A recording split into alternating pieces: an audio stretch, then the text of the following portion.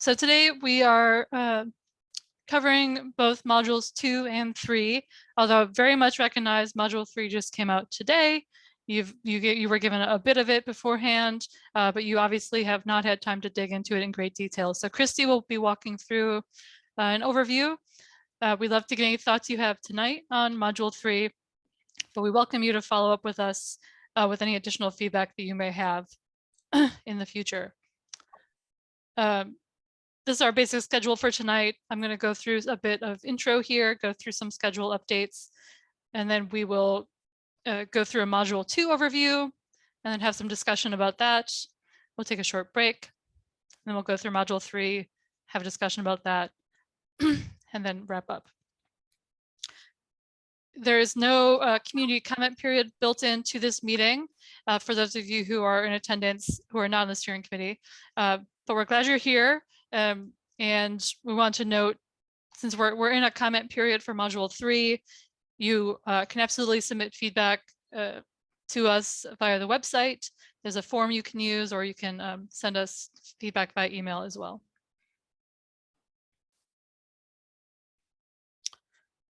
Just another reminder of how the website looks. We've added now module 3.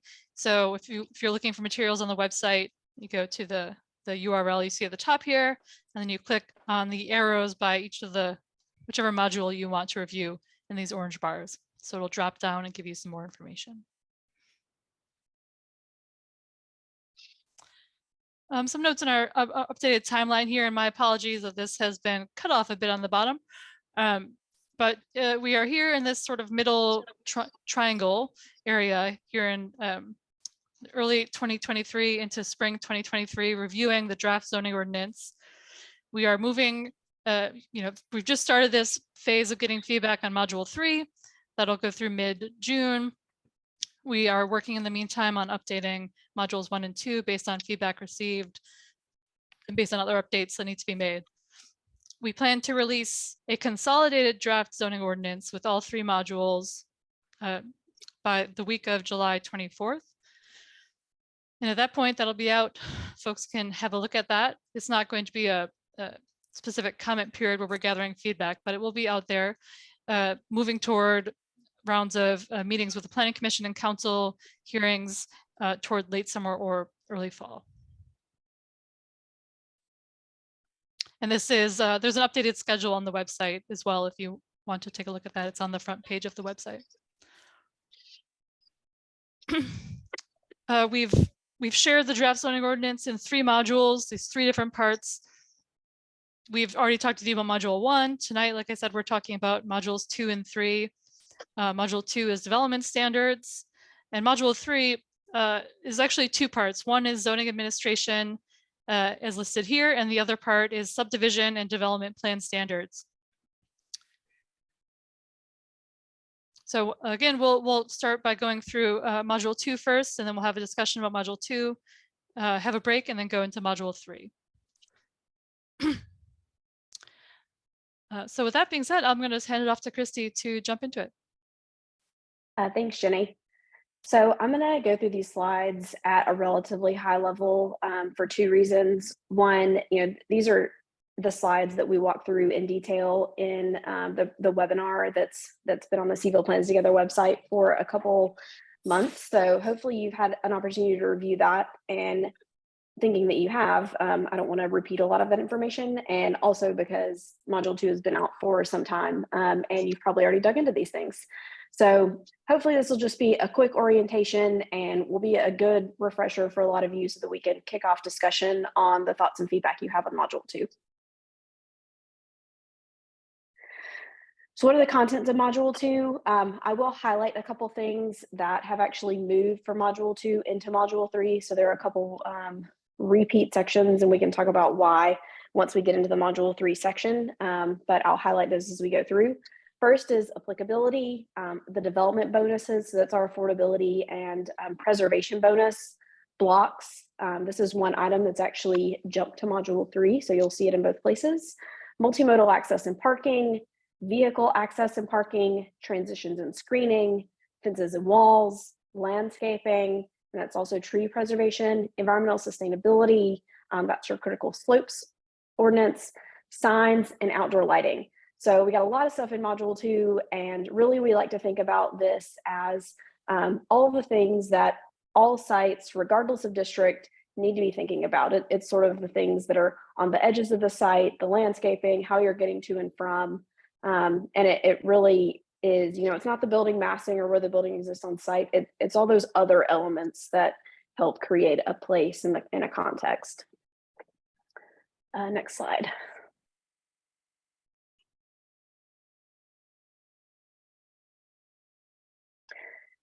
I do want to point out a couple of things. The development standards and then moving into module 3 is where things start to get very technical because we are referencing a lot of other ordinances or guidelines. So I wanted to call out a couple of them specifically. And those are the standards and design manual.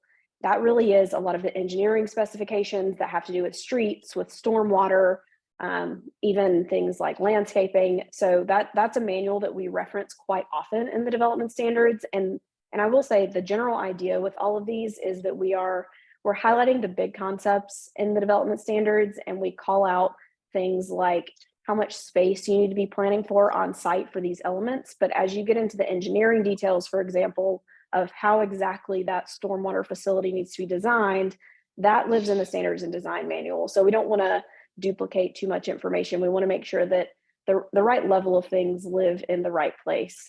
So, things like the standard design manual is referenced quite often. The affordable dwelling unit monitoring and procedures manual, that's where all of the specifics of exactly how the program for affordable dwelling units is managed, is monitored, is updated annually, how those fees are calculated, how the units need to be maintained at a certain level. All of that information lives in this companion document that is pointed to in the development standards. Another is the streets that work plan. This has a lot of really specific streetscape requirements and street design elements. So we reference that, particularly in regard to that section. And then the best management practices for tree preservation, transplanting, removal, and replacement, quite a title. That has to do with a lot of the landscaping standards. So we reference this manual as well. So I wanted to make everybody aware that these are existing manuals with the exception of the affordable dwelling unit monitor and procedures manual that is being developed as a part of this process. But the other 3 are existing manuals that we point to. And then the ADU monitoring and procedures manual is one that we're also developing. So and that should be on the website that you all have had an opportunity to review. Wanted to point you to those manuals specifically. And then the development standard pages themselves, there are a lot of standards in here, and this is the first page you see whenever you open that module. And the way that we organize that is by project type. So we have the project types described, what does new construction mean? What does addition mean? Site modification. And this is meant to be a usability piece. And so if you're just doing a facade modification, what this tells you is essentially any bubble that's filled, you can go down the line and see which sections of this article you need to read. So in this instance, if you're doing a facade modification, the only thing that you may need to go read is signs. Everything else, it doesn't really apply to you. And so that really is meant to be help users get a pretty quick snapshot so that you're not having to read the entire article and say, well, that doesn't apply, that doesn't apply, that doesn't apply. So that's what this table is for up front. Depending on the type of project you're doing, you can see which standards may or may not apply to you. And we really try to right size these. So for new construction, for example, you'll see that all of these bubbles are filled because you're doing a new project and you need to be meeting all of the requirements of the zoning code. And they sort of, taper off from there, where an addition requires a little bit more than maybe a renovation. Come here, Snow.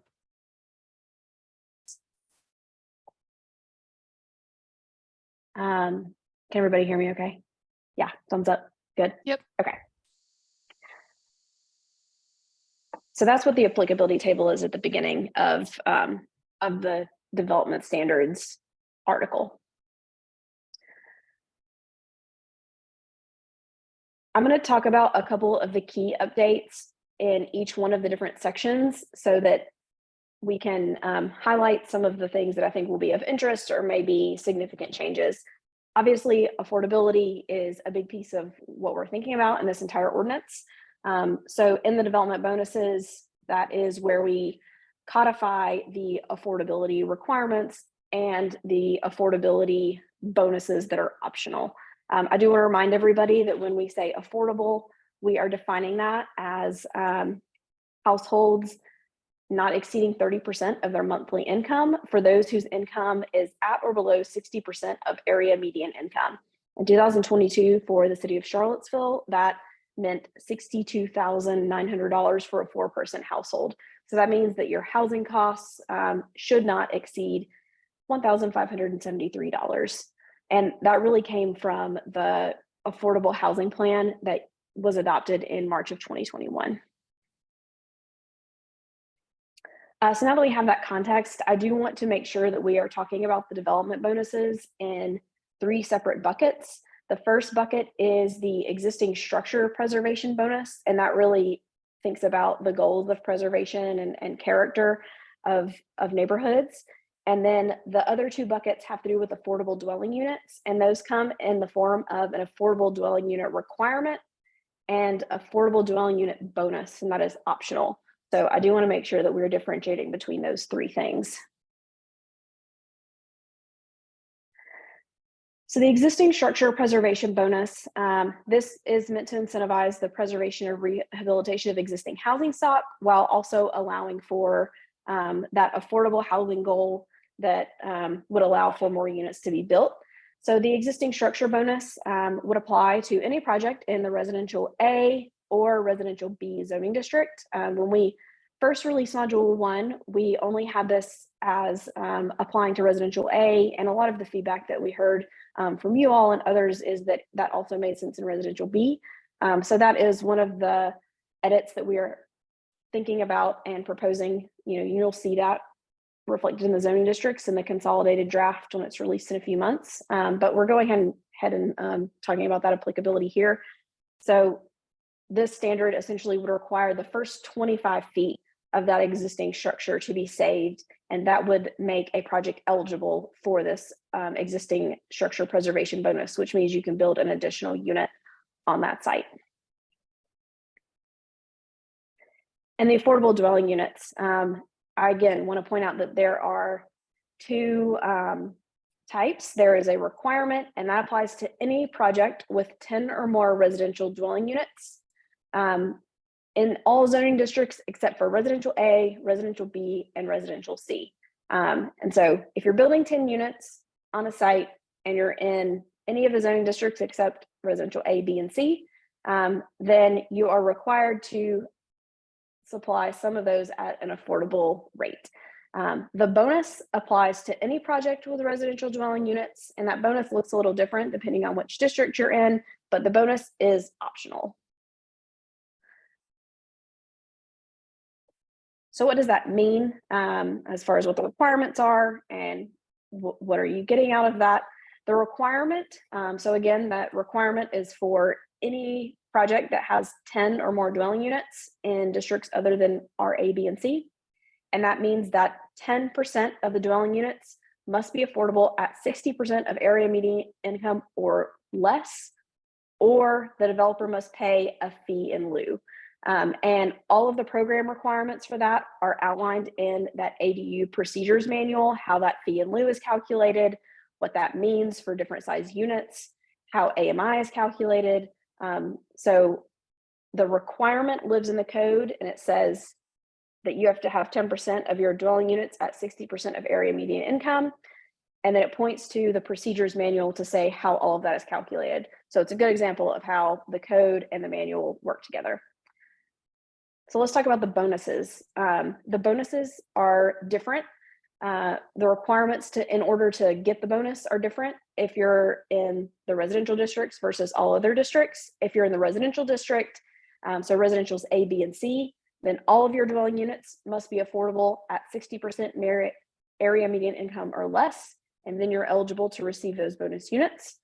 In all of the other districts, so anything but our A, B, and C, 10% of those dwelling units have to be a deeper level of affordability.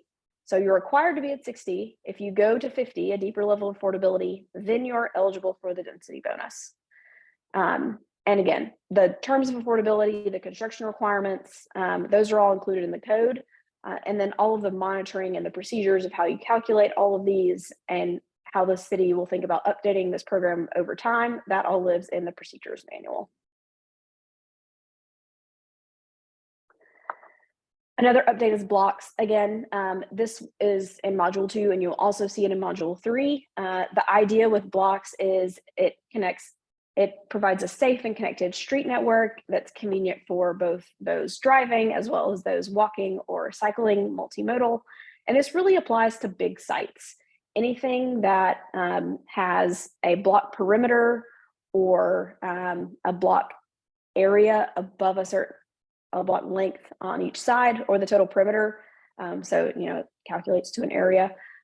We have standards or requirements for the maximums of those. And if you exceed those maximums, then you essentially have to create a street network within that block. And so the sites that this would apply to, think about Emmett Street corridor, where it's more of a suburban retrofit. And we're thinking about creating a street network that would start to create a bit more walkable and an environment where you can actually have a street network and buildings that face those streets rather than a building sort of floating in a sea of parking. So that's the idea with the blocks. And I'll point out, you'll see these in module 2, and then ultimately they have been proposed to move to module 3. Another piece that again is in module 2 and is proposed to move to module 3 is streetscapes. And this really ties in with your streets that work plan and codifies a lot of those requirements.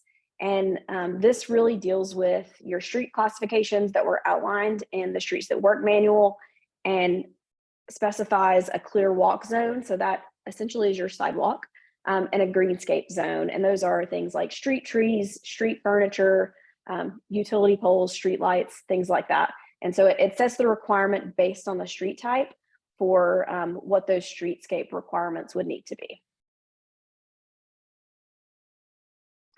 Another piece of development standards is pedestrian access. And you may think, isn't that what we just talked about at sidewalks?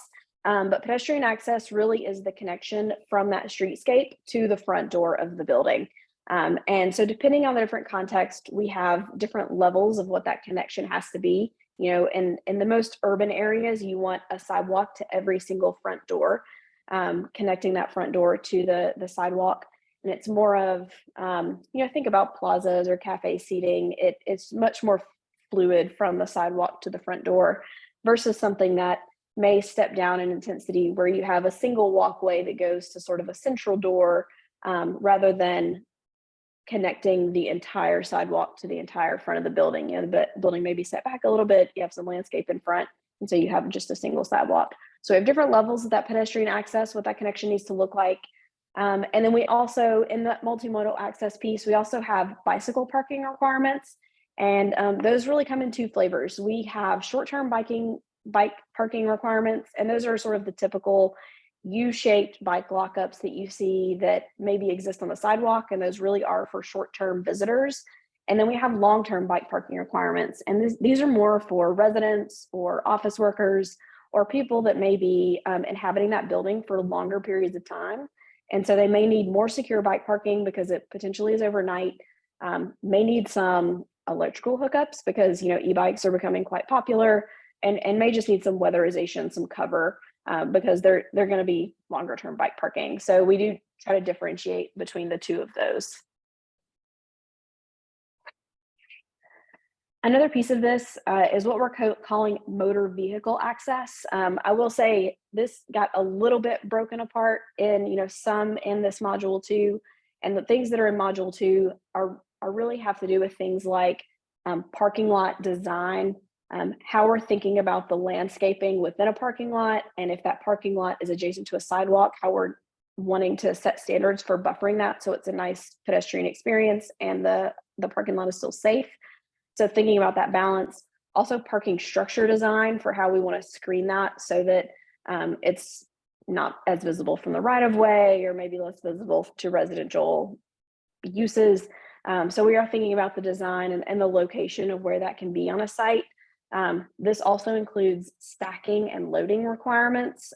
Think about, we always like to joke about certain fried chicken restaurants and coffee shops tend to have robust stacking needs. And so in this standard is where we try to account for things like that. And so you'll see some stacking and loading requirements in this section. And this section interacts closely with some things that are module 3 that I'll point out, and that really is some driveway requirements and cross access requirements, sort of interparcel access. So know that as you're reading through in module 2, some of those pieces of motor vehicle access may show up again in module 3. So we are coordinating that as well. Vehicle parking. So right now you'll see in the vehicle parking section that the proposal is to have no minimum required parking, but there is a threshold that projects over a certain size are required to do a transportation demand management plan. And so it's thinking about and making sure that developments that are of a certain size are thinking about their potential parking needs and ways they can facilitate a lot of other multimodal access to their site, whether it's cycling facilities, upgraded pedestrian environments, ride sharing, things like that. And I will emphasize that although minimum parking, the elimination of that is happening across cities in the United States right now. And that doesn't mean that no parking is provided. It means that it is market driven, that the developer of the project or the owner can determine how much parking they see fit for that context. And a lot of communities have seen a lot of success for it. And part of the conversation here really is about trade-offs. When you're required to provide a lot of parking, it means that you tend to be taking areas away for either housing or stormwater or landscaping. We only have so much room on a site, and we're really trying to balance particularly a lot of those environmental aspects. And a lot of cities have found that taking away that minimum parking requirement has allowed them to incorporate a lot more environmentally sensitive requirements into their code. So it's a good balance. Next slide, please. Transitions are also included. Transitions are required heights and step backs between certain zoning districts and certain uses. And so we have different types of transitions. You'll see we have types A, B, C, and D, and they range in intensity. So it's when a lower intensity district is adjacent to a higher intensity district, we have certain requirements for how close that building can be to that common lot line, how the height as it grows needs to step back to provide some scalability. And there's also some landscaping and screening requirements in that sort of buffer zone. So it's a combination of building heights, building step backs, but also landscaping and screening. So know that those two really work together in the transitions.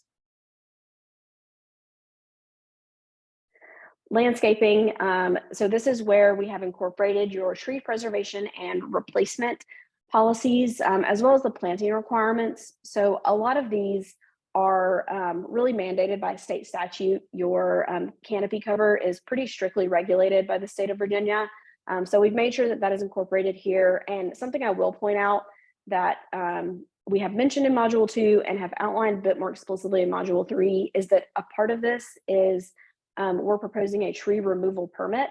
And that's something that you don't really have now as a way to make sure that sites are in compliance with this tree canopy cover. So you have a lot of these in your existing code, and we're proposing to carry it forward.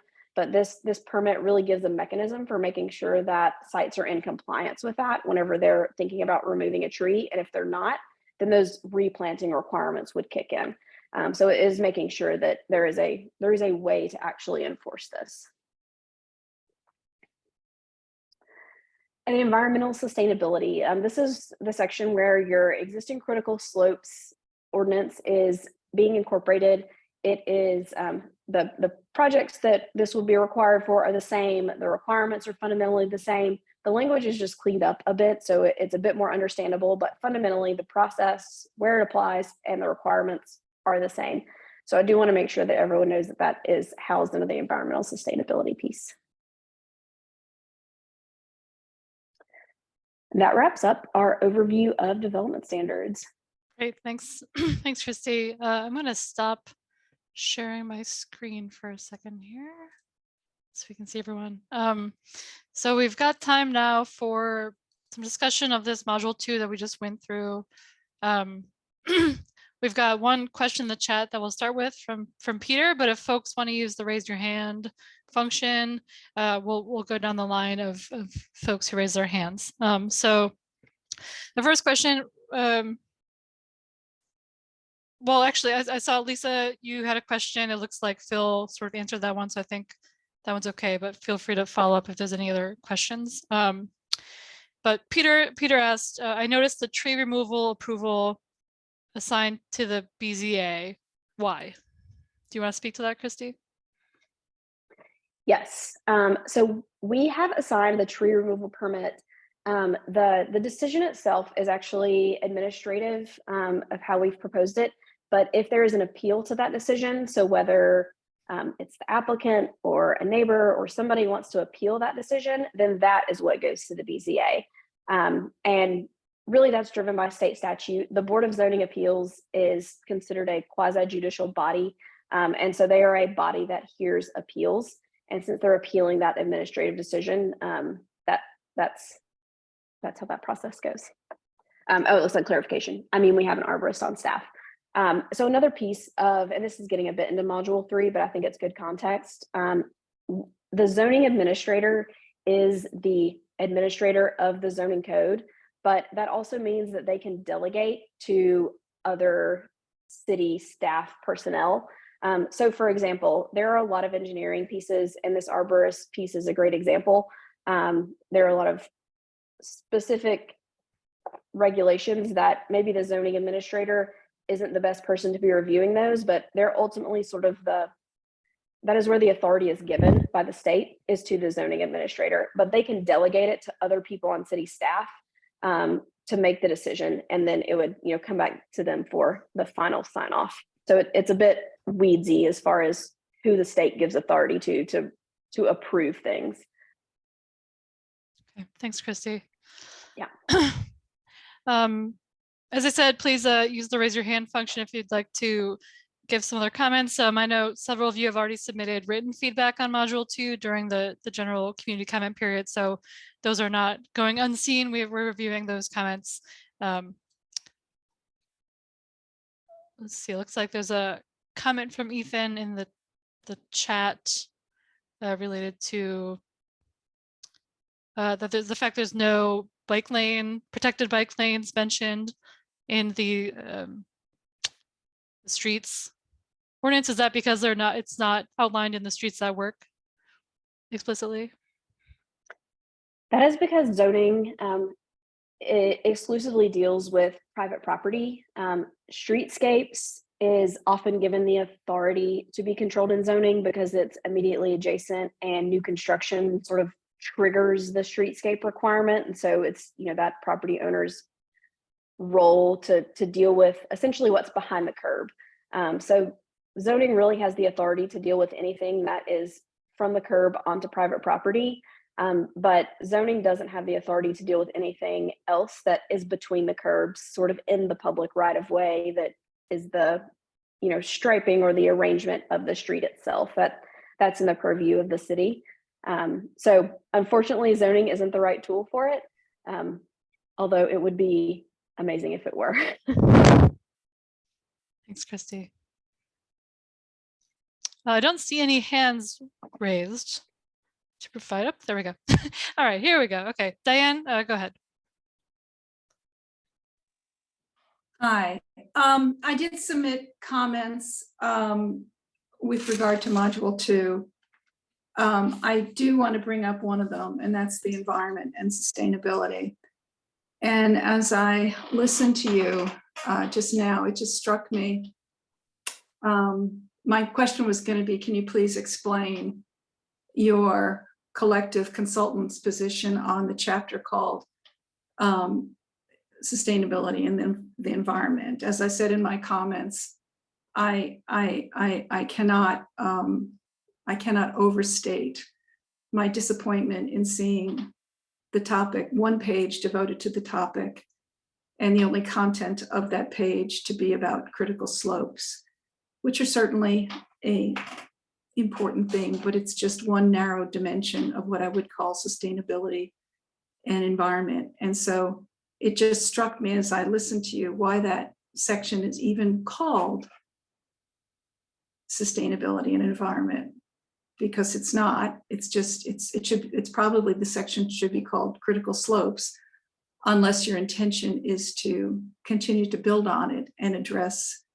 sustainability and environment in a more comprehensive way. But here we are at the draft stage. And so I would really, and I do thank Lyle for responding to my comments and acknowledging that the environment was not particularly developed. And so I would just like an explanation from the consultant team, who brings a lot of awareness of what is happening nationally. A lot of attention has been devoted to innovations in affordability and in housing. I would like to think that we are a community that can handle equity and environment hand in hand. As I said in my comments, they are no less threats.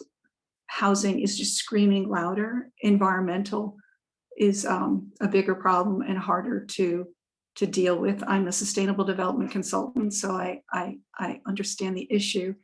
Nevertheless, I'm really very disappointed to see that we come to this end, and I don't see any creative or innovative thinking brought to the issue of the environment, of climate, of degradation of the urban forest, of, I do believe that the people who live on 10th and Page deserve the climate mitigating benefits of trees in their dense yards, as well as anybody in the community, et cetera.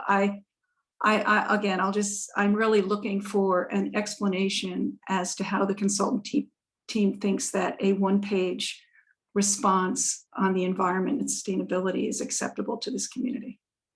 Thanks, Diane. I know the city is, it's my understanding that the city does intend to expand on that section, but in a subsequent effort, I believe is the case. I don't know if anyone from the city would like to speak to that. James, would you like to? Absolutely. I mean, we presented this to City Council, I think a number of months ago, and to the Planning Commission as well, that's our intention. At the end of the day, there was only so much that this project could carry. I add in the additional work, which if we really are going to get into the issue of what it's going to take to bring a stronger environmental and sustainability focus, a climate focus into our ordinances, that's actually well beyond the zoning ordinance itself, right?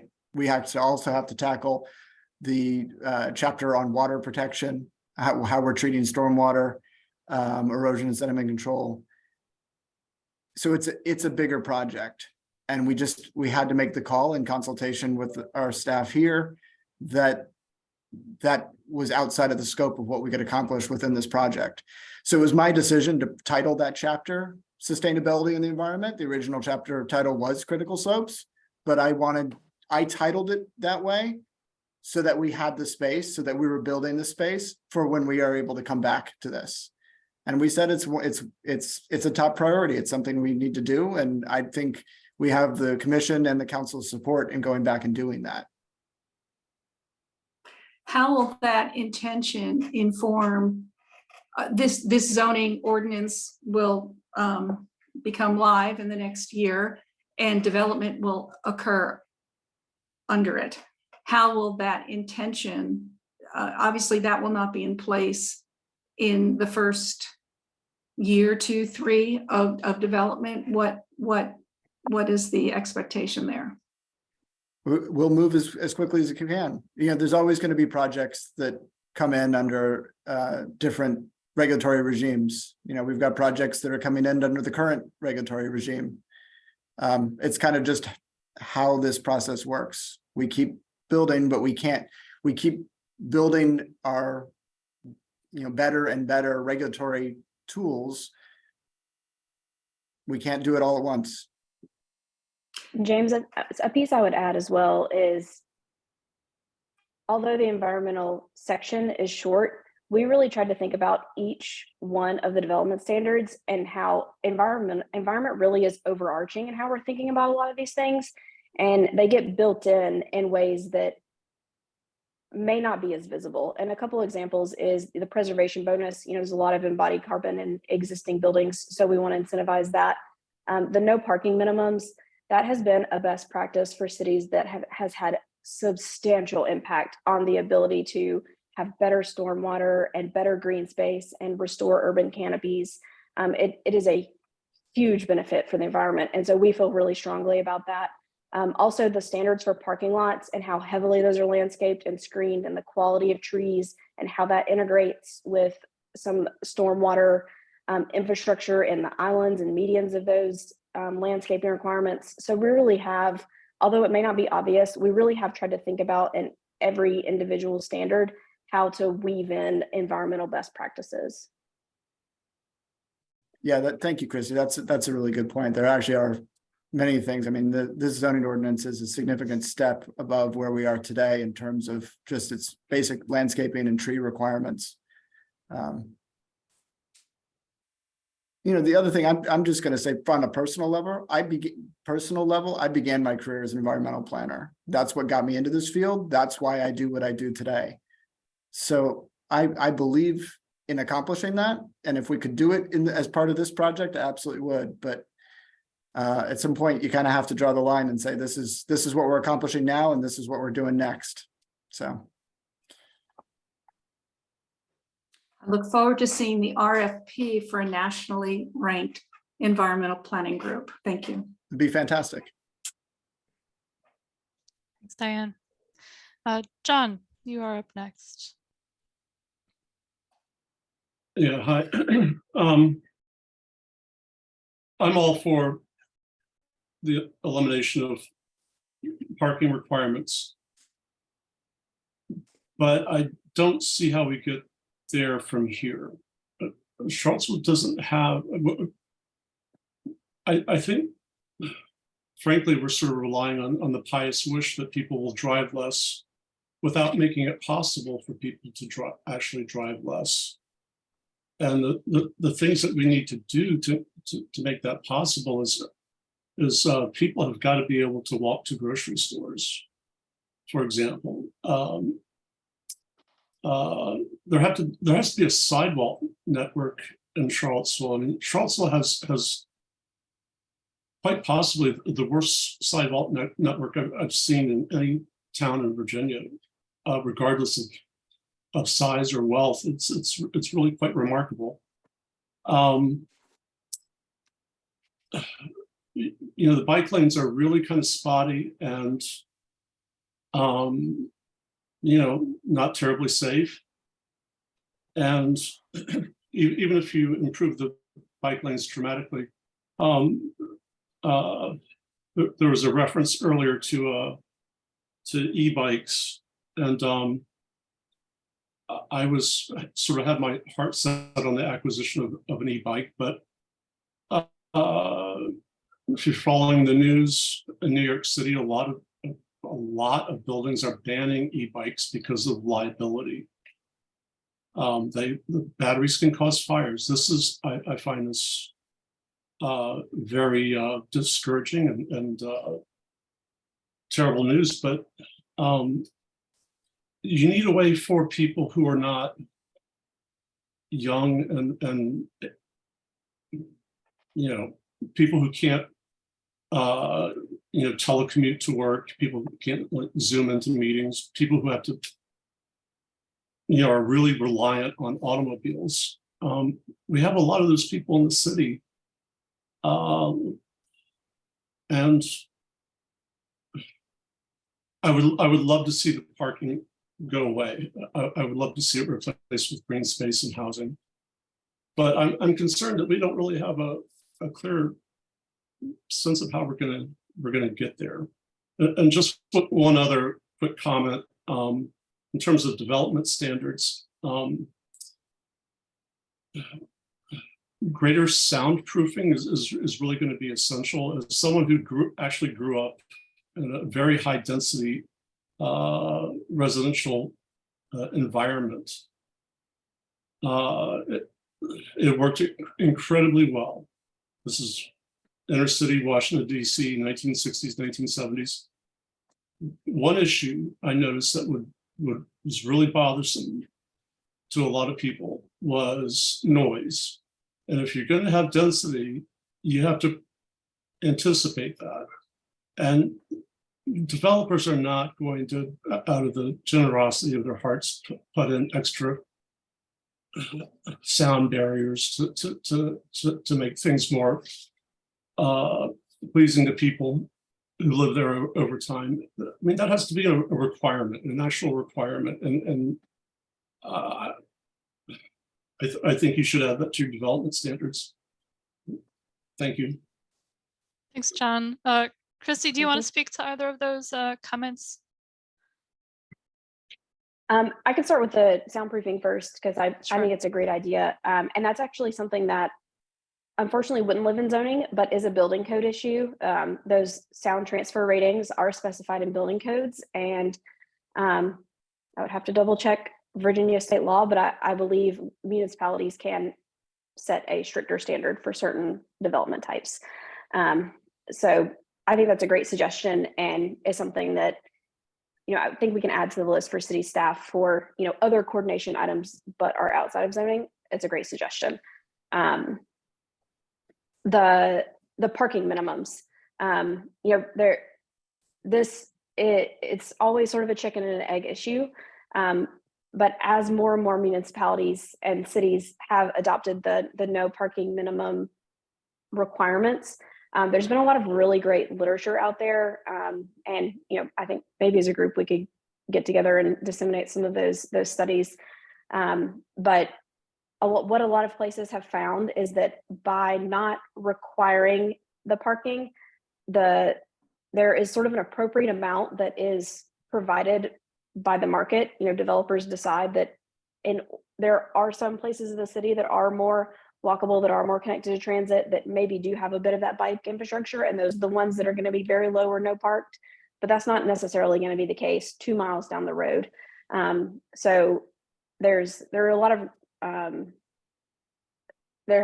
as we've been able to see anecdotally from a lot of other places, it works quite well for it to be market driven, while also allowing for a development pattern that tends to be more mixed use. And so it helps bring those uses and the infrastructure alongside of it in a way that allows 5-10 years down the road for those sidewalks to be filled in, the gaps to be connected. Because fundamentally, when you build more parking, you're also building a less walkable environment. So it's getting you sort of further away from getting to a more walkable place. So, you know, we're really trying to build in a lot of those requirements by having things like street trees and sidewalks and these pedestrian pieces. So making sure that new development gets us closer, while also saying, let's let the market decide what it needs for parking, while balancing some of the goals for environmental and affordability and things like that. So yeah, it looks like Lyle posted some good resources in the chat, and we'd be happy to share some more information on that, because there are really studies coming out monthly from places that are looking into this. Okay, well, thank you. I just want to say I'm very skeptical of the free market providing these solutions. Sort of, I with all due respect, I don't see that happening on its own. I think that requires government policy. Thank you. Yeah, thank you. Thanks, John. Jean, I believe you are up next. Hi, thank you for letting me speak. I watched part of the recorded session of the work session yesterday. I wasn't able to watch it, the actual one yesterday, but I was pleased to see councilors and commissioners are studying the ordinance carefully. And I was glad to see that there's some interest in reducing heights, at least in some of the areas, and an added interest in preserving buildings. And the transitions, which I looked at very carefully, there was the problem that James Fries pointed out that they're looking at now, which is when two zoning districts face each other across the street or alley, you're looking more carefully at how to make that a better adjustment between the two districts. That was a concern of mine, so I'm glad you're looking at that.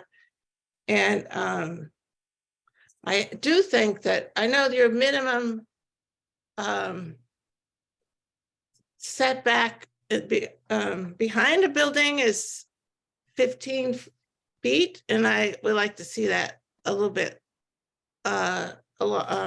longer, maybe 20 feet. That's just to give people more of a distance from another large building. And then when you, the interest on the downtown mall was quite interesting.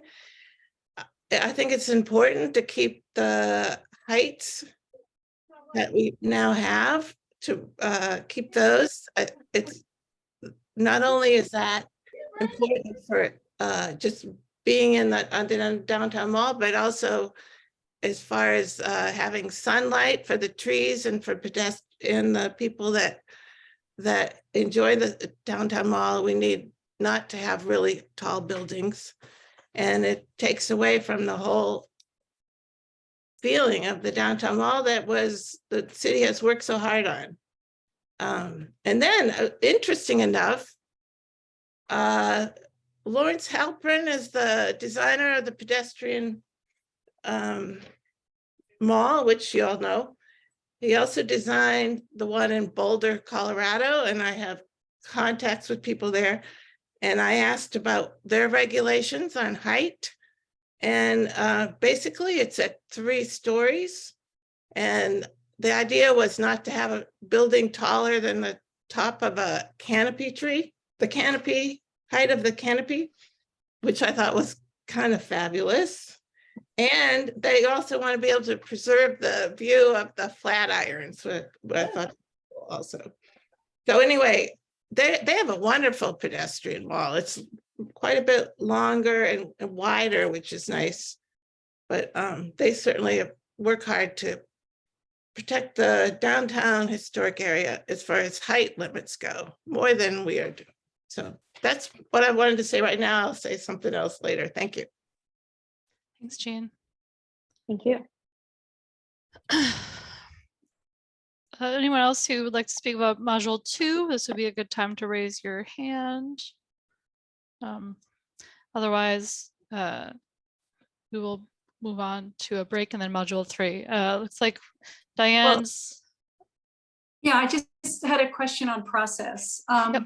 Comments for module 2 are due April 30th. And one is this, you've been processing them and you're going to be taking comments on module 3 over the next couple of weeks. Yep. And you said that a report would be issued in July 24.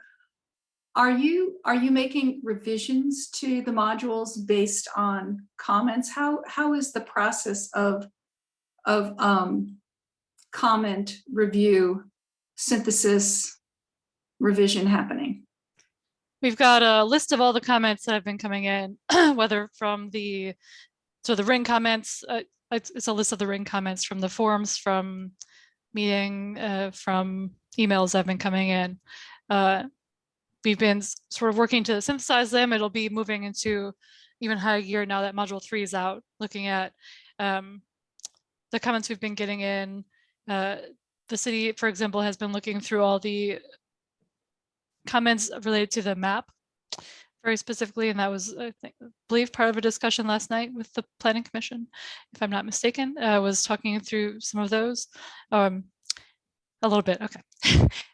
And we are talking through similarly with other comments that have come in. We'll be continuing this conversation. So we are looking at them and considering them for revisions. But James, would you like to elaborate on that? Jenny, I was going to cut to the chase. The short answer is yes. The comments are informing our revisions and the work that we're doing on the completing the consolidated draft zoning ordinance. And I think the meeting last night is a good model of that, in that the planning commission and council were engaged in deliberations based on the comments that we received, right? And decisions were made last night around on the zoning map based on the comments we received.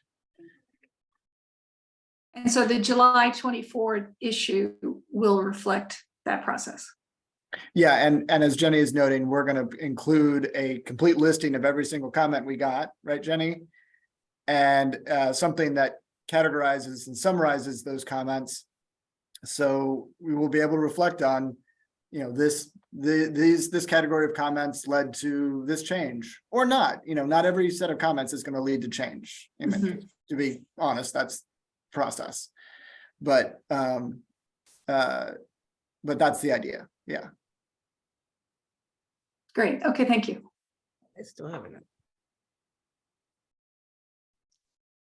Okay, thanks. Let's see. Yeah, Jean, did you have another question? I'm trying to go down the list here. Giving other people a chance to speak, but there we go. All right, so we have concern, we continue to have a concern about the disparity between the proposed zoning ordinance and the Architecture Review Board regulations on the architecture design control districts. And I know that that was something that was discussed last night too in detail. And to me, I think the best thing is to align the zoning ordinance in the architectural design control districts so that doesn't become, it just seems like a really difficult situation for the members of the Architecture Review Board to be in, to have two different regulations on a particular district or property. And it's also a problem for the developer and for the neighbors who want to know what's going to happen to a particular construction project. And I would just like to see, or we would like to see them be aligned in the design control districts. So thank you. Thank you, Jan. I don't know if there's anything we'd like to note in response to that. Otherwise, we can take it, under advisement as a comment. So thank you, Jean. Let's see, we have Emily and then Tim are up next. I have a process suggestion so that we can hear from more people. I'm wondering if we can limit people's comments to 1 or 2 minutes and avoid going back to the same person multiple times, because I think the last meeting was really difficult in that way, where we didn't get to hear from very many people.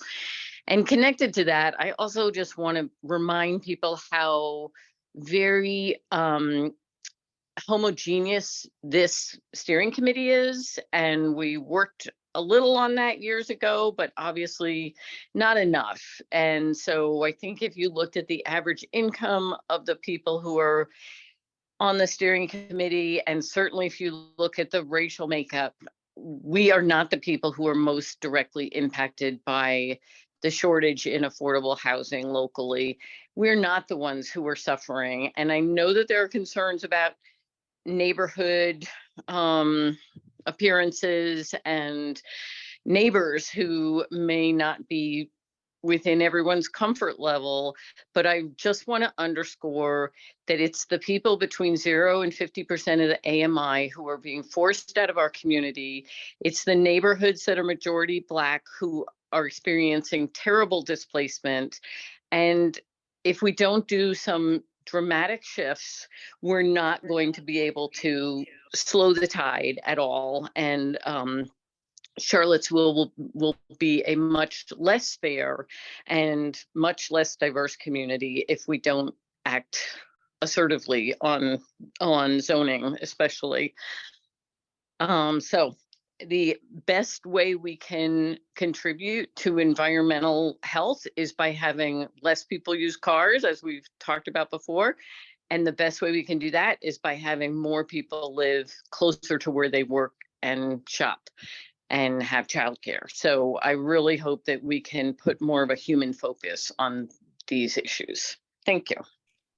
Thanks, Emily. I think those are all good things for us to be keeping in mind as we move forward here. So thank you for that. Tim? Yeah, hey Jenny, hey everyone, thanks for the chance to comment on module 2. I just had a very specific comment and maybe a quick discussion about the streetscape standards in 4.4.1. I think it's awesome that we're going to require you know, the streetscape standards, including the greenscape zone for street trees and also the clear walk zone for pedestrian mobility and connectivity. I wanted to ask about what seems to be a pretty consequential exemption from the streetscape standard requirements.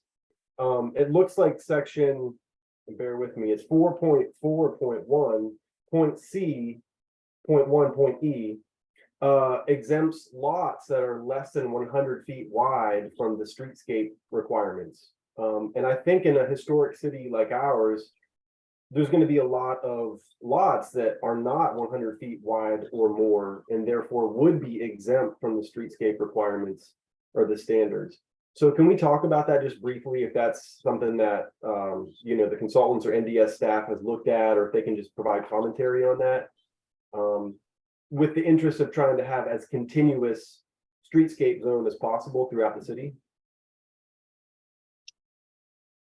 Yeah, I'll give a little bit of context. This is a pretty nuanced allowance in that we say that the zoning administrator may allow for streetscapes to be constructed. So there is discretion in there. And really that was meant to give a little bit of flexibility in areas where there's just a strong predominant pattern that doesn't match these requirements. Then that really would be the instance when this would make sense. But otherwise, if there's no predominant pattern, then you're going to have to follow the requirements. So it's a little loose because it is May, but it really is just meant to essentially avoid the instance where you may have a new duplex or triplex constructed sort of mid-block, and it would require like an odd sort of zigzag of the streetscape to meet that requirement. When the existing streetscape, as long as it meets the intent, that's really important. You know, it is meant to meet the intent of having the shade of the trees and having a good, adequate sidewalk. So that would still need to be met. Thanks. That's helpful context and nuance. Yeah. Thanks. Okay. Thank you, Tim. Let's see. It looks like we've got one more final hand up. Jonathan, do you have anything you want to add to your previous comments? Yeah, this is a different thing regarding affordable housing and the RA/BC areas. I've talked to a lot of Charlottesville residents who are interested in building an accessory dwelling unit in their yards and making it affordable. This interests me as well. And it occurs to me this is something that's worth like trying to maybe encourage, incentivize, perhaps. And the rule about getting the density bonus, everyone has to make 60% AMI. That means that the property owner couldn't actually live there themselves, right?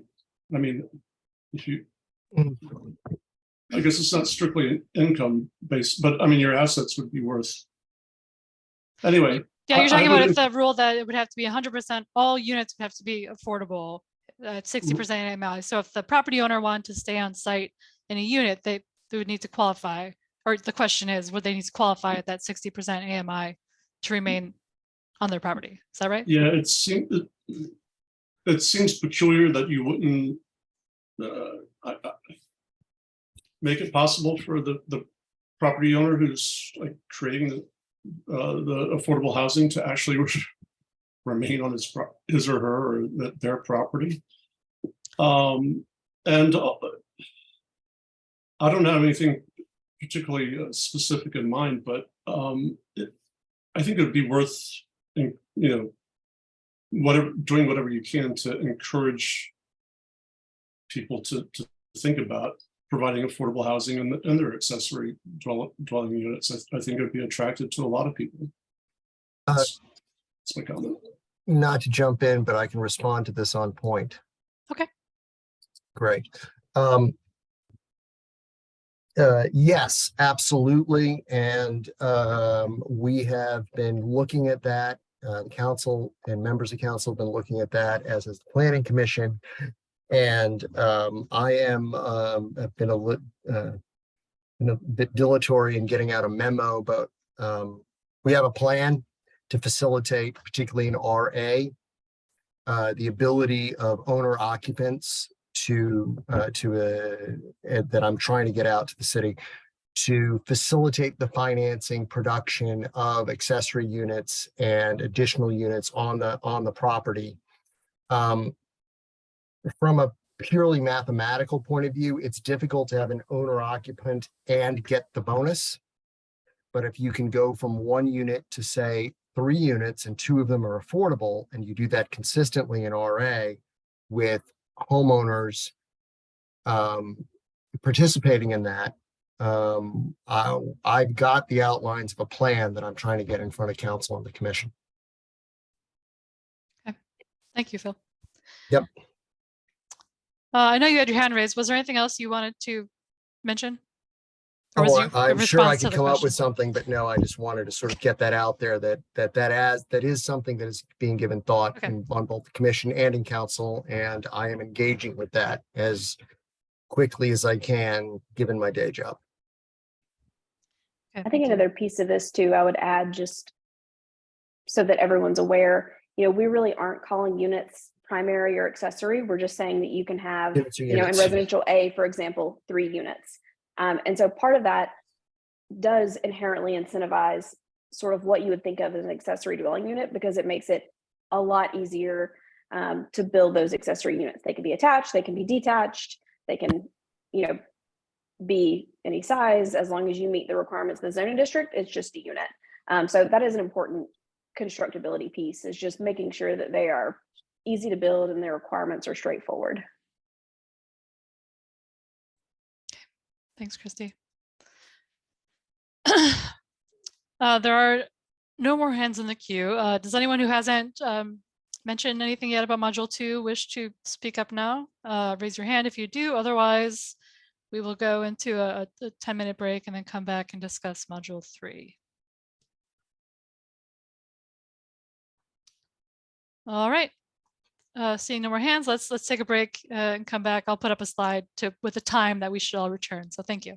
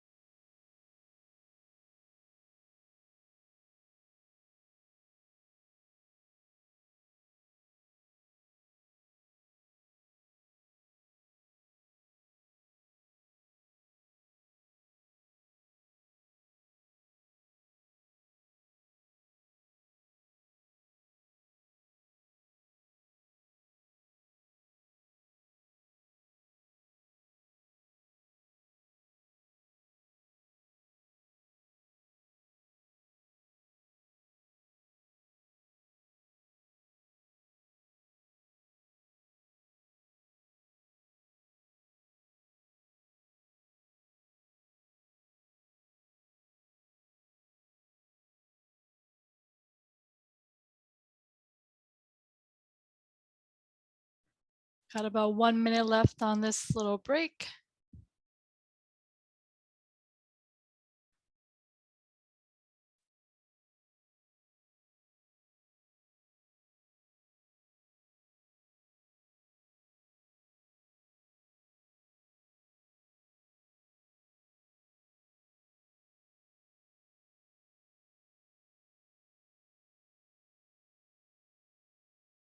Can I get a show of hands if people are back?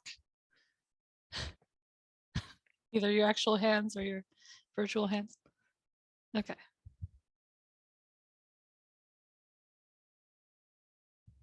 All right.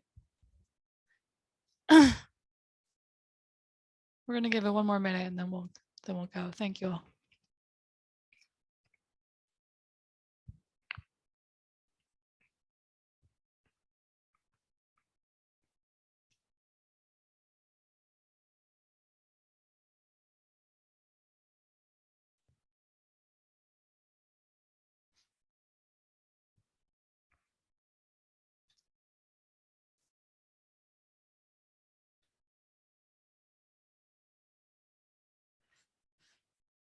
All right, we're gonna jump back into it. And as mentioned, we're talking next about module 3. The full module 3 is on the website now as of this afternoon. Again, we don't expect you've had time to dig into it deeply, but Christy will provide a great overview today, and you can let us know if you have questions. And as I said, we can follow up after the meeting as well if you want to share any other feedback. Oops. So Christy, over to you. Thanks, Jenny. So yeah, I did, as Jenny said, there is a video of module 3, although I would not anticipate that you all have had that much time to review it. So I'm going to go over this at a relatively high level. I do want to underscore that as weedy as the development standards got, module 3 is even deeper into the weeds. It is where all of the sort of legalese and the processes are all laid out. So a lot of this is given to us by state statute. So I'll try to point out that along the way. But hang with me, this stuff gets pretty dense. So I'm happy to answer any clarifying questions you may have, or if you have specific questions or concerns about particular items in here, I'm going to try to highlight the key points. So this is consistent of 2 articles. So Article 5, which is something that is sort of new that, you know, at the onset of this project, we didn't anticipate there being an Article 5, but throughout the process, we have realized that it's important to add into the zoning chapter. And this is the subdivision and development standards. This is where you will see some parts that are from Module 2 that have been integrated into Module 5 or into Article 5. And I'll talk a bit about why a little bit later, but just so everyone's aware, there's general provisions included here, subdivision requirements, blocks and access, streets, those 2 should sound familiar, utility requirements, and fees and dedication. Article 6 is administration. We did share with Module 2 kind of a preview of administration. It's what we call our table of authority. We'll dive into that in a bit more detail, but included with table of authority, there have been a few updates to that table of authority.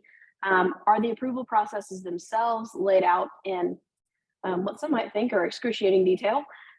Non-conformities are included. So, you know, buildings that don't meet the standards for today, how do those continue, as well as enforcement of the code. So we'll go through each of these at a high level. So first we're going to talk about Article 5. That's our subdivision and development plan standards. This table should look familiar to you because we just went over it for Module 2. So we start off this, this article with the exact same table of applicability. So we have our sets of standards going down the rows and the different project types across the top. You'll notice that we have added a project type, that's subdivision. So the subdivision chapter is getting integrated into the zoning chapter. And you'll see that the standards for subdivision, blocks and access, streets, utilities, fees, and dedication, those all apply to subdivision. A set of those, with the exception of subdivision, also apply to new construction and site modification. So again, a pretty quick snapshot so you can start to understand when do I need to read this chapter, when do I don't need to read this chapter based on the type of project you're doing. I'm actually going to make one more point that I forgot to make on this one. So I do want to underscore the reason why we brought in subdivision.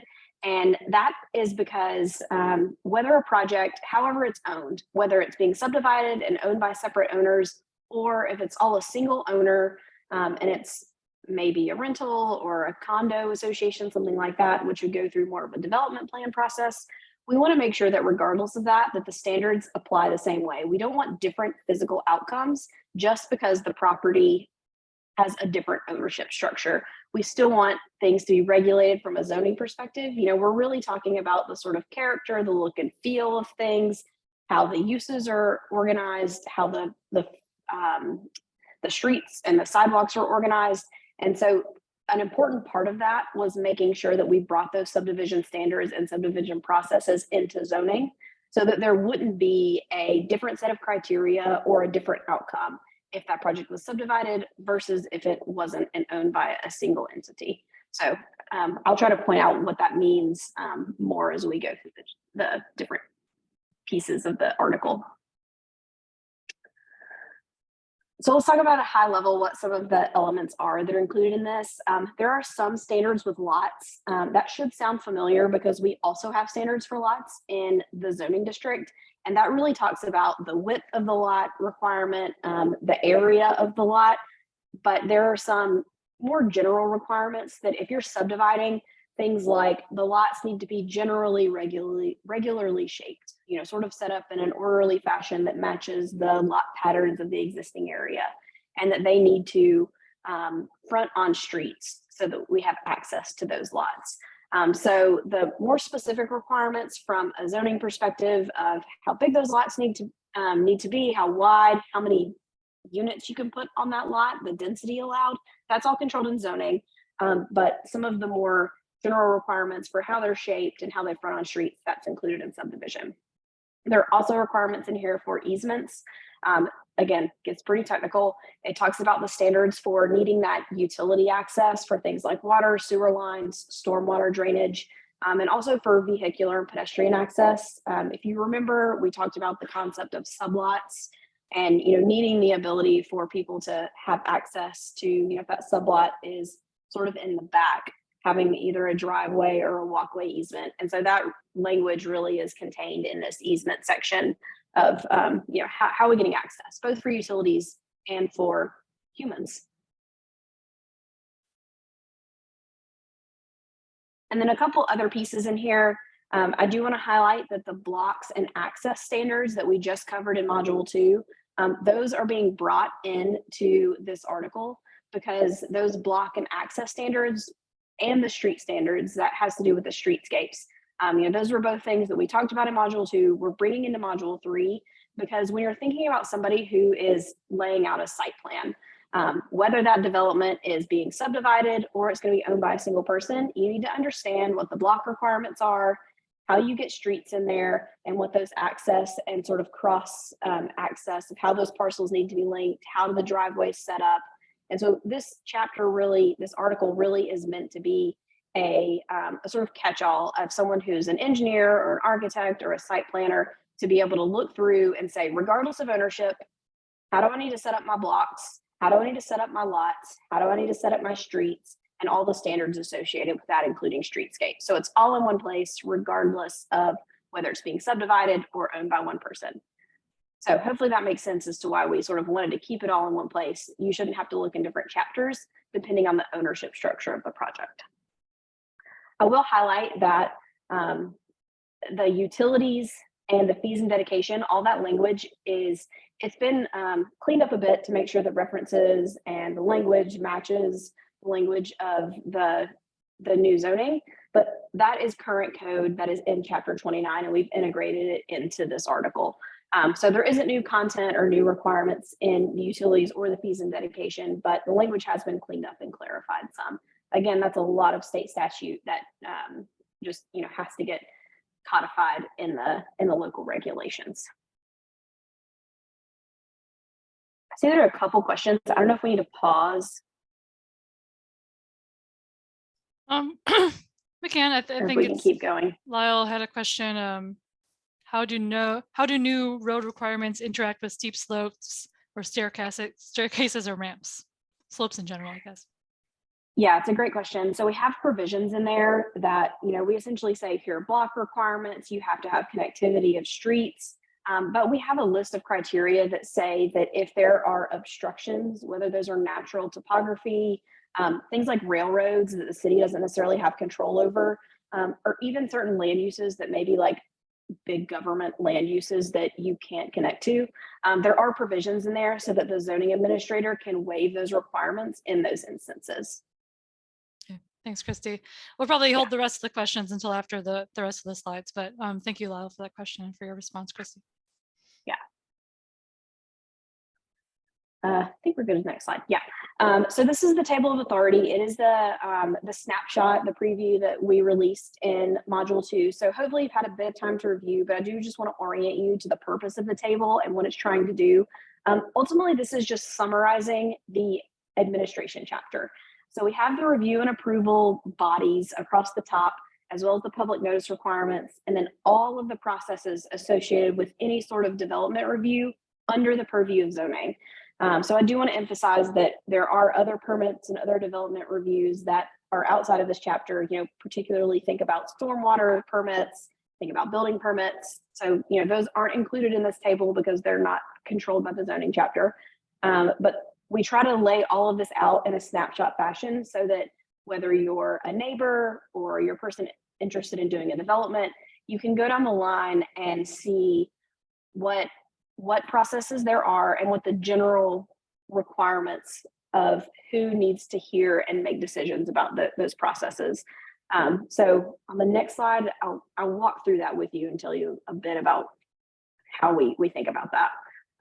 So let's use zoning amendments as an example. Everyone's relatively familiar with a zoning text amendment, which would be an amendment to the zoning code. And listed under zoning amendments are also things like zoning map amendments, which are generally called rezonings. So what you can see in the snapshot of the table of authority is anytime you see an R, that means that person is reviewing and sending a recommendation to the deciding body. So in this instance, in a zoning text amendment, the zoning administrator is going to do a review and recommendation of the application. And then you go down the line and you see the planning commission. They're also doing a review and recommendation. That PH, we have PH, which means public hearing, and PM, which means public meeting. It indicates any sort of public meeting or hearing that is required by the process. So in this instance, the planning commission is a public hearing. And then that recommendation from the public hearing goes on to city council, who is the deciding body. So D stands for decision. That is, we have listed that also as a public hearing because often in the community in Charlottesville, you hold those planning commission and city council hearings together for zoning amendments. So we list that together. You can also see what notice requirements are involved. So a zoning text amendment requires a published notice. So that's a newspaper notice. A mail notice is more like a postcard, and a posted notice is a big sign on the property itself. And then website is the city's website notice. And I will say that all of these processes and all the notice, we have aligned those with all the state statutes. So what you see here are the processes, both from who is reviewing it, whether it's a public hearing or a public meeting, and the public notice. Those are all derived directly from the state statutes in the state of Virginia. So that really is the table of authority. It's meant to be a summary, just a snapshot. And then you can see where we have this section placeholder that's right next to the zoning text amendment. That will, once we have the consolidated document and we make those links live, when you click on that, it will take you to the page that describes each of the process in detail. And we'll walk through an example of that on the next slide. So that hot link would take you to the page. And, I know we use the example of zoning, and this process is minor subdivision, but this was a good example where you can see all the component parts and the organization of how we laid out all of these pages. So to give you an orientation, we start each one of the processes with the name of the process itself at the very top, minor subdivision. and each one has a visual flow chart. So the table of authority is kind of a flow chart in table form. This is in visual form, so it spells out the same process. And it says, you know, what you have to do to submit an application, who is going to be deciding the application. It will also list when notice is required. So you'll see a little notice bubble, and then, you know, ultimately the decision. So you'll see each of those flow charts, and they're color coded to give you an idea of the different parts of the process. And so let's talk about the text itself. We have tried to organize all of these the same way, and they're really organized in 5 parts. And we'll talk about each of those parts. And it's meant to go through in chronological order of how the process happens. So the first thing you'll see, the first part, is applicability. Every single one of the processes starts with an applicability, and it says which projects need to go through this process. You know, what type of project are you doing? How big is the project? That is what's contained in the applicability section. Do I have to do this process? That's part 1. Part 2 is the application requirements. And this also includes if there are any pre-application requirements.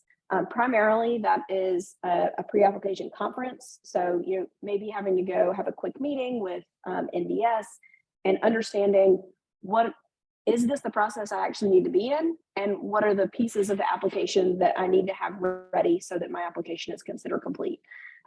So all those application requirements, things like pre-application conference will be included here, and then also how you actually submit that application. So that's part 2. How do I go from, you know, walking in the door of NDS to having what is considered a complete and submitted application? Part 3 is the review process itself, and that spells out each person or each body that is reviewing and making a decision about that application. And then it also includes any review time associated with it. So this particular one is pretty straightforward from a review and decision process. It's an administrative decision. And then there's the review time associated with the subdivision administrator and the time they have to make that decision. In the instance that we looked at previously, that was a zoning amendment, you know, there was an administrative review, a planning commission review, and a city council decision. You would see all of that laid out and the timeframes associated with that in this 3rd section that describes the review and decision process. The 4th section, the 4th and 5th sections actually don't appear in every process, but I do want to lay them out because they appear in most processes. The 4th section is criteria for the decision. So according to state statute, there are certain criteria that have to be considered legally when making a decision on an application of whether to approve it or deny it. And we list out that criteria in this 4th section. So if the state gives criteria for making that decision, we list it here. And in the 5th section, finally, is any action after the decision. And what this lays out is you know, things like what permits you then could go apply for that are in different chapters, things like stormwater permits or building permits.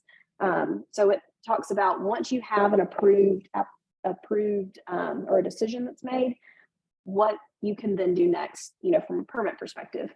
It also, if there are any appeals available, it lays out the process for whether somebody disagrees with the decision, how that appeal is actually made. Sometimes included in this section are also things like, how do I amend an application that's already approved or denied? What's the process look like for that? Or how long is this permit valid for? That information exists in the action after decision. So there are 5 parts, and they really are meant to be chronological. When it applies, requirements to submit the application, the review and decision process, the criteria for making the decision, and then any action that can be taken after the decision is made.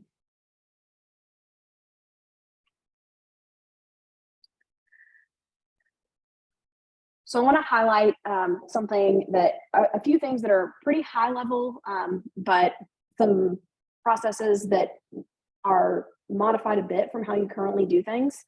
The first is entrance corridors. So we're proposing that these be zoning administrator reviewed, so administratively reviewed, and any decision from the zoning administrator would be appealed to planning commission. And the reason that we're proposing this is because a lot of the design guidelines that happen in the entrance corridor overlay districts deal with things that the zoning districts that we're proposing this code control for. So we have done a review of the design guidelines and have found that almost all of the design guideline pieces that are currently being deliberated at Planning Commission are already baked into the zoning, and the zoning administrator is already going to be reviewing. So it makes a lot of sense to make that an administrative review by the zoning administrator, since they're already reviewing those items. And then if there are any issues with that decision, then it gets appealed to Planning Commission, which is the process you currently have. Another big piece of this is development plans. So this really is breaking apart the idea, where you currently have site plans. And a lot of the issues that you currently have with site plans is that they are only eligible, or they're only required for projects of a certain size. And what often happens in site plan review is a project comes in and it's already fully planned, fully engineered. There's like 50 drawings associated with it. And any zoning issues end up being very expensive to fix. And so people then ask for variances and they don't necessarily adhere to the zoning. And the problem with that is because there's no check for zoning compliance earlier on when the project is still conceptual, and it's still relatively inexpensive to fix any of those issues. And that's really important for things like making sure that we have enough green space. We're saving trees when we can. We really want to make sure we can move those pieces around early on to get that zoning compliance right. So development plans would be required for projects of any size, something for someone building a single house to someone building a large apartment complex. And it is meant to check for zoning compliance. So the drawings that come in are checking for things like, is the building height appropriate? Is it situated on the site appropriately, meeting all the setbacks? Is it meeting all the tree requirements, all of the environmental requirements, all of the bicycle parking requirements, your streetscape requirements? So it's checking for all of those at a dimensional level before all of the engineer drawings are done, so that they can be addressed early. And then once that zoning compliance check is done, the developer or the homeowner can then go through the stormwater permits and the building permit process. And that's when all the engineering happens. Once the project is already in compliance with all of the zoning requirements, then the engineering can be done. So it's important to put those in order so that the zoning compliance can happen first. The other thing I want to highlight, and we talked about it briefly, is the zoning removal permit. And again, that's just making sure that when trees are removed, that site is still in compliance with your canopy. You don't really have a mechanism to enforce that, and that tree permit removal permit will allow you to do that. Administrative modification. This allows zoning administrator to approve up to 10% modifications to some dimensional standards. And really what this has to do with, we are moving to a code that is a bit more prescriptive. It's a bit more form-based. And because of that, there are often, you have a lot of topography, for example, in Charlottesville. And so that means that, you have some odd situations, or maybe you have a really amazing heritage tree on this particular site. And so that means some of the dimensional modifications may need to be modified a little bit. So this isn't a project that would meet the threshold of a variance, but may need a slight modification to meet some of the dimensional standards. And there's a process involved where that can be done administratively rather than going through a full variance process. I do want to highlight that this is not every dimensional standard, and we're relatively strict about particularly certain ones. So for example, density cannot be varied. It doesn't really make sense to do it by, to vary it 10% anyways, like 10% of 4 units is an odd number of units, but I do just want to highlight that density is not a dimension that can be varied. Height, so the number of feet and stories that we're asking for, that's something that has a relatively big impact on the character of the development and how it feels to neighbors. And so height is something that we generally recommend not being allowed to be varied administratively. If it's a really extreme site, then that probably is enough to send it to a variance process. So we don't necessarily want it to be an administrative modification. Development bonuses. So this is all of your affordability bonuses, all your preservation bonuses. None of those dimensional standards would be able to be varied administratively. And use standards, if you remember, some of those uses had some specific sort of buffers and transition requirements, and their there's standards that are specific to uses, particularly some of the more industrial uses that are a bit heavier. And so we don't want those dimensional standards to be able to be modified. And I will highlight that in all of these processes, we have brought them into alignment. So the public process, the next point, we have brought these into alignment with state code. And so some of the requirements for things like community meetings have gone away, because we are saying that we want to bring all of the processes into alignment with how the public hearing and public meetings are laid out from a state code perspective. So I did want to highlight that. A couple more things. I know this is dense. Nonconformities. So a lot of this section is from your existing code. We've added to it a bit and made sure that everything is coordinated in this section, but nonconformities has to do with standards for existing lots, buildings or structures and uses that may not be in compliance with the current zoning. And these rules talk about how those uses, buildings or structures can continue into the future, what changes are permitted, the ability to expand, and maybe it's expand a little bit in some instances, maybe it's expand none in others, and allowed alterations or replacement. There are also clauses in there for things like destruction for national disasters, being able to rebuild those properties in a non-conforming way. So nonconformities is a very technical, weedsy section, but it is very important for understanding how existing buildings, uses, and structures that may not be in compliance, how they can be used and modified into the future. And lastly, enforcement. I'll keep this really brief. This really is the nuts and bolts of how this this entire chapter is enforced. The title kind of says it all. How are fees levied against properties that don't have some sort of non-conformity, who are in obstruction to any of the zoning code. It's all essentially state statutes that are brought into the zoning code. And most of it is from your current code in chapter 34. And that's incorporated at the very end of Article 6. So with that, I think we'll move to discussion. I know I saw a couple questions pop up. Yeah, well, thank you, Christy. I'll try to give you a couple seconds here to catch your breath and get a drink of water. But I did see we've got Emily. I wasn't sure if your hand was up from the sort of roll call earlier, if you had a question, but we'll go to you first, and then we'll go to some of the chat comments. And then if you have, okay, Emily's went away.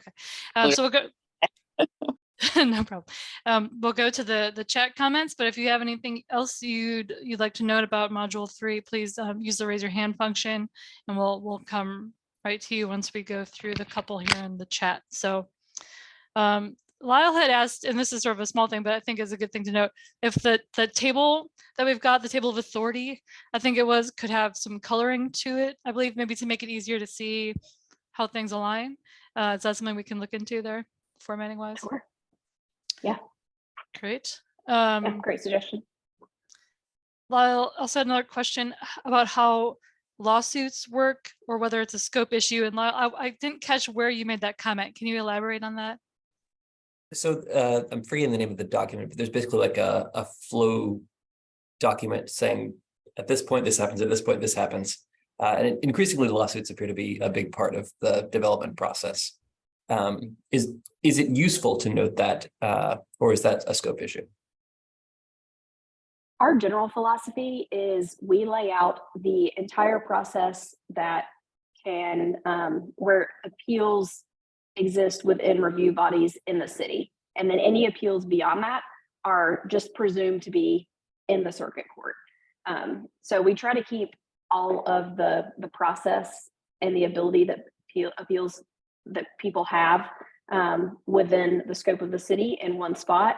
And then anything beyond that is really sort of outside the scope of zoning, and it becomes more of a circuit court issue.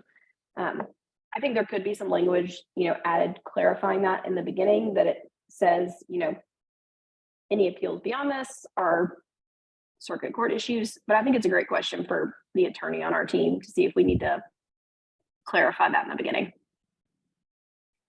Thanks, Lyle. Christy. Peter asked, is appeal available only to the applicant, Or does anyone other than the applicant have standing to make an appeal?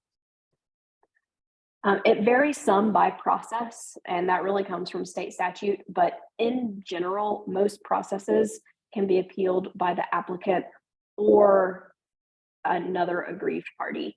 And the state statutes are sometimes vague on that, you know, an aggrieved party can be a lot of people. That's not true for every process, but it is true for most of them, I will say. So it depends a little bit. It depends. Okay. Okay, well, that's the chat question. So we'll go over Councillor Payne, you're up. Hey, yeah, this is a much smaller specific thing, but in the presentation earlier, it said that regulations around outdoor lighting had been moved from module 2 to module 3. So I haven't had a chance to read through module 3 yet. Got it this afternoon, obviously. But if that's accurate, is there any additional language or requirements around outdoor lighting, particularly around the question of light pollution, which I know is something that people have asked about? Yeah, good question. We did highlight that at the beginning of the module 3 webinar. It's still going to live in module 2, but we wanted to say that it's something that we are currently editing. It's something that we know that we're going to make revisions to, and it is exactly for the reason that you outlined, making sure that we have light pollution controlled properly, and also making sure that we're adhering to current best practices on dark skies. So that's the reason we highlighted it. It'll still live in module 2, but the language we're adding will be around light pollution and dark skies best practices. Thanks, Christine. Okay, thank you. Yeah. Any other comments or questions about module 3? Diane, go ahead. Yeah, I'm not sure if this is in module 3, but it sounds administrative. In module 2, there was under landscape, there was a 10 to 20% tree coverage on residential parcels within 10 years. How would that fall into the administrative section, and how would that be administrated? What is the envisioned process of determining compliance with that requirement? Yeah, I'll start that answer, and then if James feels like he needs to add anything, I'll let him do so. But generally how we recommend that, and this is a great example of how the standards and design manual and that tree planting best practices become companion pieces of that. So generally what we have in the landscape requirements, it says things like, you have to have that minimum percentage canopy, that certain trees have to be canopy trees or large trees, and certain trees have to be medium trees. And then within those manuals that we point to, it specifies certain species of trees that would get you to that point. And so that's what, from an administrative perspective, as the staff planner is reviewing that, they would look at the development plan and say, okay, I see you have these species of trees that you're specifying, and that means that you are getting that much percentage of your canopy, because we know how that species of trees grows. So it's within the development plan as opposed to some form of verifying that in fact it's achieved. Okay. Yes, Yeah, that's the best way. It's based on, so that's based on state code and actually exists in our this is a carryover from our existing ordinance. We've already maxed out what the state allows us to do on this issue. And so we already do this review. I can tell you it also involves our urban forester. Mm-hmm. Okay, thank you. Thanks, Diane. Other comments or questions about module 3? I promise not to just keep asking that all night, but I'll ask it until there's no hands raised. As I had mentioned, this is the last time I'll remind you, we know you haven't had a chance to see module 3. So take a look at it when you have time in the next couple of weeks, and send us any other comments, questions that you have. We'd love to see you on June 14th at the open house, but I know you might not be able to make it. So feel free to send us an email as well. But yes, any other further questions or comments?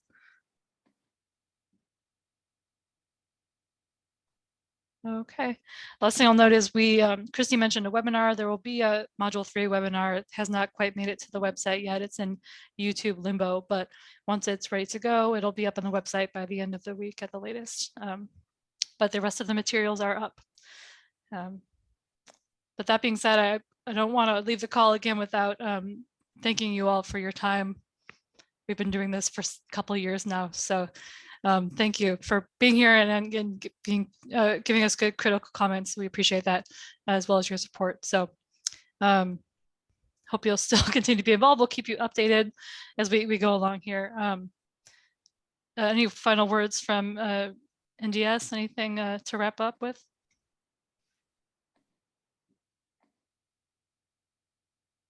Sorry, Jen, you caught me by surprise. No, I guess I just echo thanks everybody for their participation and engagement. I know this has been a long haul, right? This committee's been together for quite a while, dating all the way back to the Affordable Housing Plan. I think it's been a valuable aspect of how we've moved forward in this process. I don't know, maybe I should leave Lyle. I don't know if you want to add anything as well, but you know, just appreciate the engagement, the comments, your kind of focused look at this effort, and please stay involved as we move forward. We're excited to be moving towards actually producing a consolidated draft of the overall zoning ordinance and getting this final part of the overall project done. So thank you. Yeah, I'd just like to say thank you. I know these have been some weird years to be doing civic stuff. So thank you for giving that time and that effort during those weird years. I think it will do a lot of good. Agreed. Phil, did you have a final thought you wanted to share? Yeah, and this is not an exercise in apple polishing, I assure you. I'm late to this body, but not late to the discussion of zoning or the affordable housing. And I just need to say that when the dust settles on this, I recognize the contribution of everyone here, including staff, including members of this committee. But I just need to say that Chairman Soli Yates has been cat herding, getting ducks in a row, and to say nothing of dealing with the occasional jackass, present company included, and that the city of Charlottesville is going to owe an enormous debt to him when the dust settles. Thank you, sir. Thank you, Phil. All right. It's a good note to end on. So thank you, everyone. Have a good rest of your night. Thanks. Thanks very much.